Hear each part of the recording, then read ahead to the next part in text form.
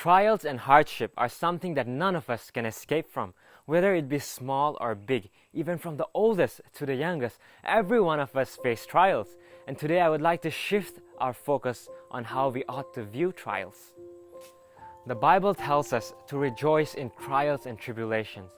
In James chapter 1 verse 2 it says, "Consider it nothing but joy, my brothers and sisters, when you fall into various trials."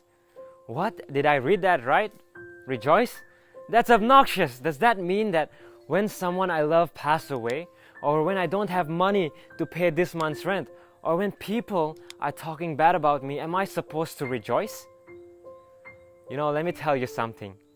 It is said that when a refiner refines stone, he does not cast worthless stones into the furnace. It is the valuable and precious ores that he refines.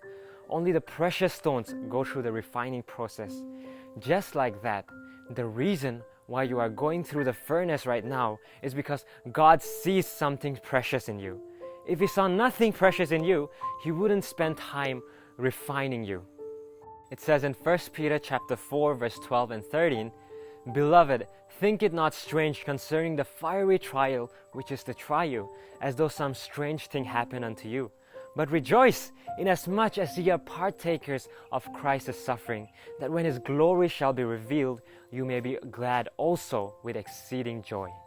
You see this beautiful pot here, right? In order for a potter to make this beautiful pot, he has to take a formless clay and mold it according to his will. He kneads it and he works it. He tears it apart and presses it together. He wets it and then dries it. He lets it lie out for a while without touching it. And when it is perfectly pliable, he continues the work of making it into a vessel. He forms it into a shape, and on the wheel, he trims it and polishes it. He dries it in the sun and bakes it in the oven. Thus, it becomes a vessel fit for use. But before it becomes this beautiful pot, it has to go through the process of being pressed, torn, wet, and dried. So it is with us. God allows us to go through trials in our life so that He can mold us. But worry not, God will not allow you to have trials above that you can handle.